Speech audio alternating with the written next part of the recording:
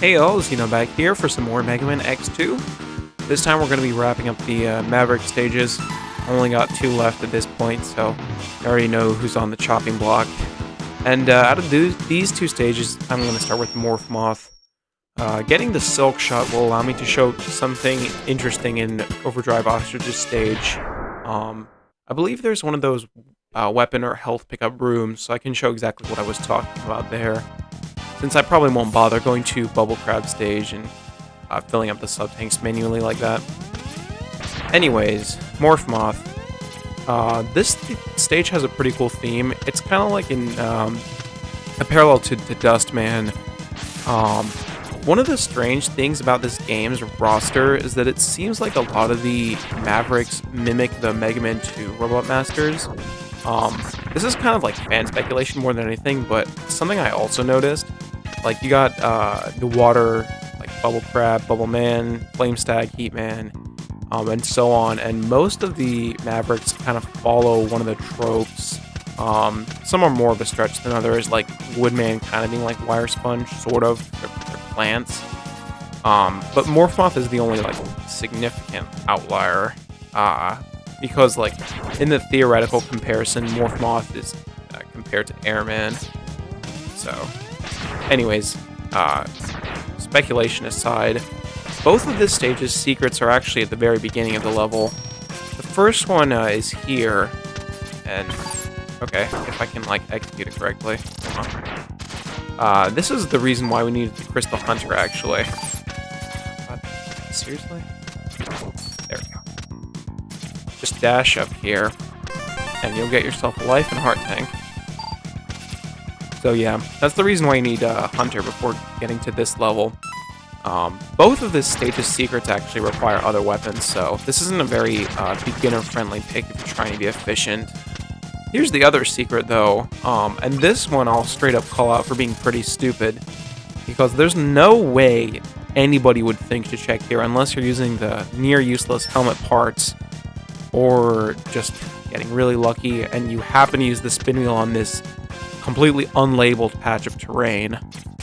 But anyways, use Wheelgator's weapon to clear a path down here to find the armor. This is the body parts. We'll gain some damage reduction and other good benefits.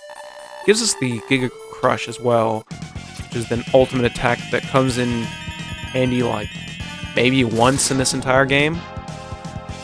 It's really good for one of the Counter Hunter boss fights, but besides that, this attack isn't terribly useful. It's pretty bad against bosses from my memory, so really doesn't land that well, to be honest, for me. Oh, actually, I probably shouldn't use that weapon.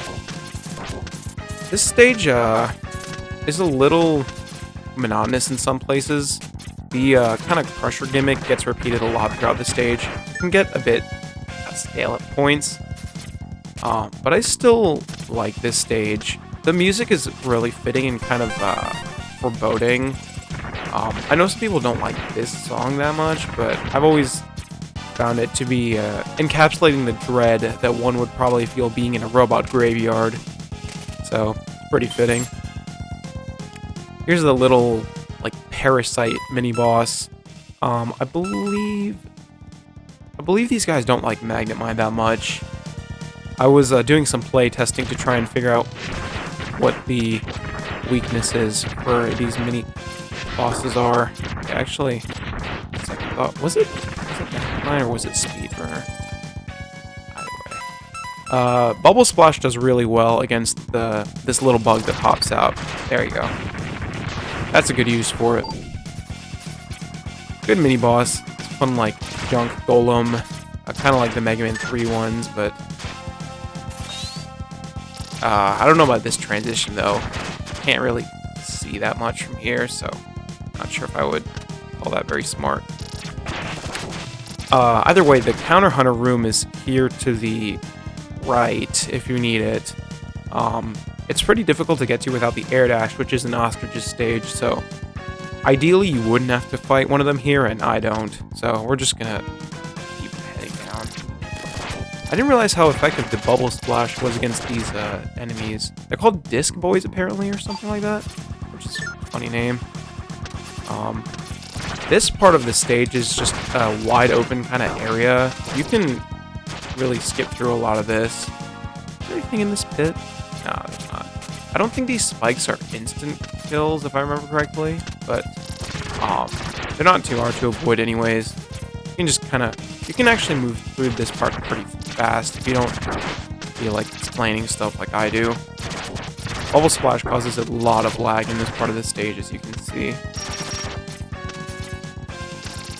These enemies here, the ones with the wheel, are made up of parts of other enemies from the original Mega Man X, which I always find, I've always found kind of funny. You can definitely see the resemblance to some of the enemies from the previous game. Bubble Splash really cleans up house at this part of the stage. I'm gonna try, actually, maybe Strike Chain is good against these? I feel like there's gotta be a better weapon to use. Try it. Oh, never mind, they're completely immune to that. Back to Magnet Mine it is. Oh, wait, I'm not hitting the body. There we go. Okay, so it is pretty decent, and goodbye. And that's pretty much the stage. I honestly don't have a whole lot to say about this one. I kind of like just clearing out these little bugs with Bubble Splash. It's good to have it before this stage. The secret is dumb. The wheel gator, or the spin wheel secret is really dumb. The hard tank is a bit more clever, because at least like kind of have this sense of going on the roof. There might be something there, but not really impressed with the stage's secret design overall, to be honest. Morph Moth himself is a pretty interesting boss, though. I believe he's the first boss in the X series to have a multi-phase boss fight that isn't like a final boss. And I actually don't really remember if there's another one that changes form as drastically as he does.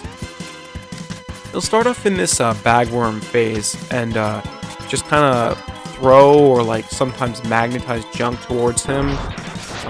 It's pretty cool. Spin around, then get back up and collect some junk. Those of you who play this on the Legacy Collection might be thinking about the achievement where you just let him collect his cocoon pieces by himself, which is something you can do. If you just leave him long enough in this bagworm form, he will eventually, on his own volition, get to this moth form, and you don't have to do anything. His weakness is Speed Burner, as you can tell. Pretty good against him. The dash especially does a lot of damage. In moth form, the only things he does are spread this powder and then fire this laser. But he gets quite a lot of range flying towards the top of the room. Really glad I didn't die there. That would have been kind of embarrassing. But either way, that's pretty much that. A pretty moody stage overall. Got some ambiance and nice references with the enemies, but doesn't leave a too significant of an impression. Silk Shot is pretty cool. Not only can it magnetize weapon and health energy in certain rooms, like I've said a few times now, but in many stages it has a different look. In Wire Sponge's stage, it takes the form of a bundle of leaves. In Crystal Snail stage, it's a crystal block.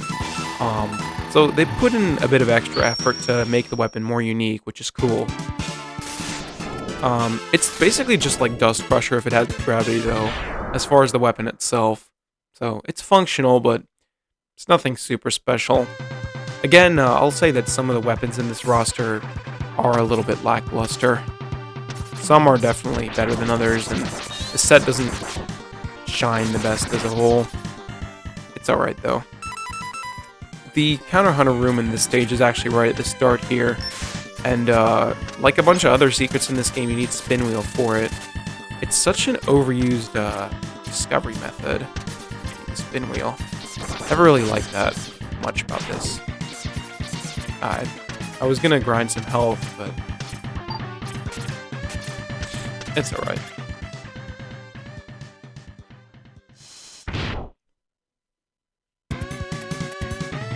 This is going to give us a chance to fight Sergei's, who's the last hunter we haven't encountered thus far.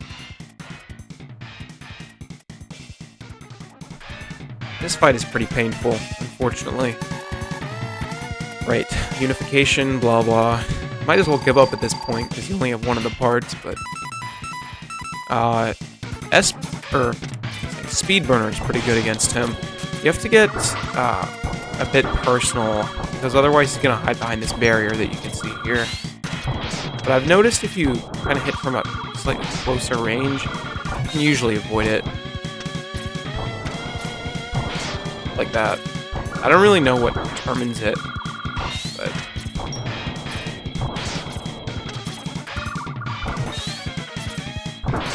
This fight, really isn't that great. It's kind of tedious. The mines he puts on the ground are especially annoying.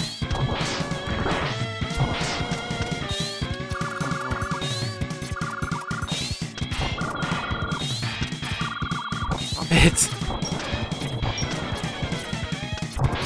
Okay, there we go. Just trying to get past the barrier is a huge, huge pain. But that's pretty much the fight. Flies around in his stupid platform and puts mines on the ground.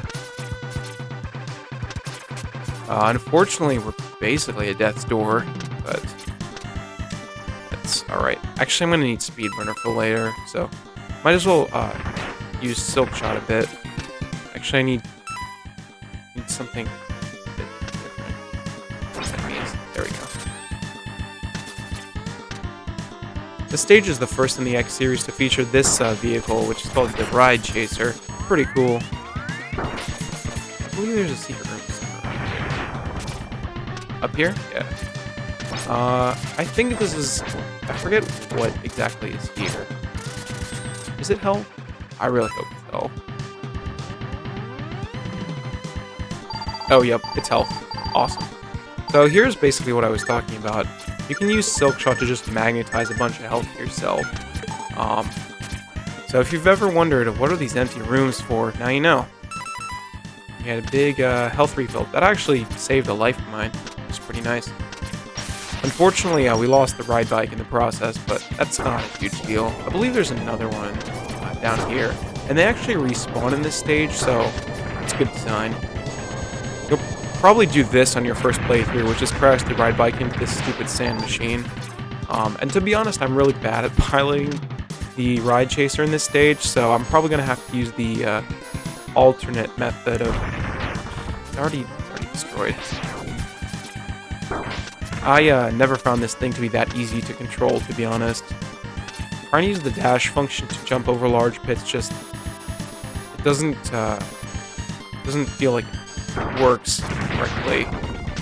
Or maybe I'm just not good at it. Honestly, I'm going to give up and just use the method I prefer. How are you supposed to get up there? I'm honestly not sure.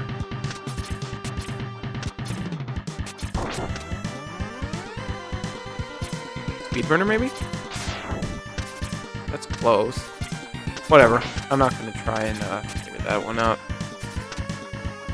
So, this heart tank is to the right here, and it's on this bed of spikes, with the intention being that you'd still be having your ride chaser at this point, and you'd go over here to get it. My preferred method is if you charge Speedburner and dash here, you can just get it that way. Like that. You'll die in the process, but worth it. That's all I gotta say. Because trying to take the ride bike here is a lot more effort than it's worth. And if you die, you can't go get it back, so you're kind of locked out of getting it. So, yeah. Not that impressive of a secret pain method, if you ask me. This is a pretty good stage. Like, the ride bike is fun to get your energy up, but it kind of falls flat in the execution. Because of the stage's design, just having so many barriers, I feel like this could have been designed to be a lot smoother. Either way, use the spin wheel here if you're trying to get the armor upgrade. That's precisely why not needing the air dash for Wheelgator stage allows us to cut out the backtracking. Because you need spin wheel to get the air dash in the first place. So it's just a big pain if you have to go back and forth. Getting the air dash last is a bit of a shame, because I like this upgrade a lot. Yeah, I mean, it does basically what it says on the tin. You can air dash. The only thing is that you can't dash, jump, and then air dash again. You have to jump at a standstill, or like walking speed, if you want to use the air dash. And that I don't really get. I'm not sure why we can't use like a dash and then a jump and then another air dash, but I thought there was one of those cannonball enemies over here. It's just one of these. But yeah, I'm not really sure why the devs disallowed you from dash, jump, and air dashing. Would have made things a bit faster. This is a cool pre-boss set piece. Just X like turbo firing on a missile. According to the lore, this is some sort of like missile that Ostrich was supposed to launch at the Hunter base. That's interesting to know. This is a cool boss introduction, just blowing up a missile and falling into the arena. Ostrich himself is a relatively easy fight, actually. I know a lot of people start with Overdrive Ostrich, and I think this is the first stage I tried to beat as well. I couldn't really get a feel for the pattern, but now I understand a lot better. You can juke Ostrich out pretty easily if you just dash and jump, so... He's weak to Crystal Hunter, which will kind of mess up his circuits. It's basically like Quick Man, so that doesn't surprise me. Probably shouldn't surprise you either. But either way, it makes quick work of him. I think it makes him always do this jump and Sonic Slicer attack, which is kind of hard to avoid because you're not really sure where they're going to come down. Either way, it gets rid of him quick enough that it's not really a problem. The slicers aren't strong enough even without the armor upgrade. He can also go in the background and jump back at you.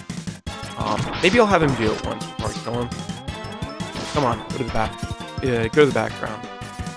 If we get him to jump off screen, I think he does it. Get over here. This boss arena is quite large.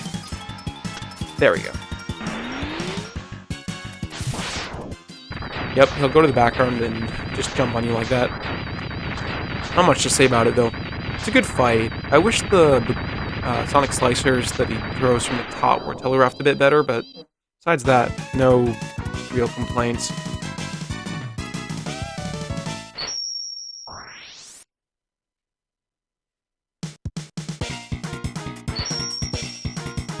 I can't sing the praises of Sonic Slicer that much, though. I've always found this weapon to be a bit too slow to be effective. It'll launch out these boomerangs, as you're seeing, that just kind of go everywhere. But I think it's outclassed by different weapons. Even the charge shot is really usually a better option, so I don't use this weapon that much. The charge form is a little bit better because it does the same thing that Ostrich did in his fight with throwing the 5 cutters in the air. So that's cool at least. Now that we have all the Mavericks beat, though, got to move on to Hunter base. Triangulate their location. I think it's at the North Pole or something. What's interesting is that in the alpha script I was reading that originally they were going to say the South Pole, but because the camera pans up, they changed their mind about that. But the X-Hunter stages is where we'll be leaving off for the time being. We'll get back to these in the next episodes. For now, I want to thank you guys for watching, and I look forward to seeing you guys on the next episode of Mega Man X2. Xeno signing off. Peace out, guys.